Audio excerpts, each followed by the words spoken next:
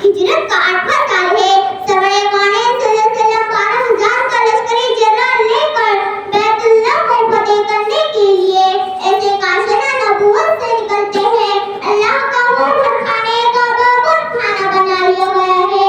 मौजूद सामिया, अल्लाह ताला के नेक बंदे हलाली परचम हाथ लिए हुए हैं और रसूल अकरम सल्लल्लाहु अलैहि वसल्लम फातिहाना अंदाज में मक्का शरीफ में दाखिल हो गए और कुफार कुरैश गिरफ्तार कर लिए गए।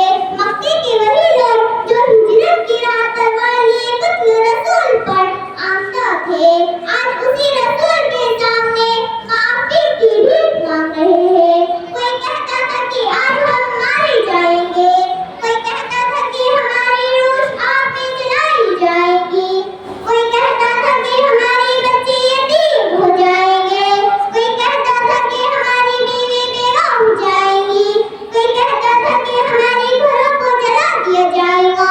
और दुनिया की कश्मकश में लोग कुछ सोच रहे थे और सब लोग रसूल अकरम सल्लल्लाहु अलैहि वसल्लम के फैसले का इंतजार कर रहे थे।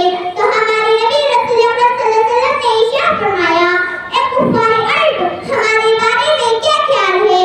तमाम लोगों ने दबी आवाज में कहा, या रसूलल्लाह, आप करीम इब्ने करीम हैं और आप अजीम इब्ने अजीम हैं, आपसे बड़ी की उम्मीद है।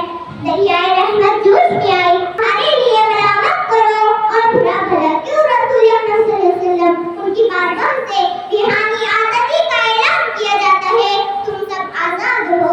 अल्लाह ताला का ये फरमान सुनकर तमाम लोग दंग रह गए और खुशी खुशी कलमा पढ़कर इस्लाम में दाखिल हो गए। मैं अपनी तकरीर का इख्तिताम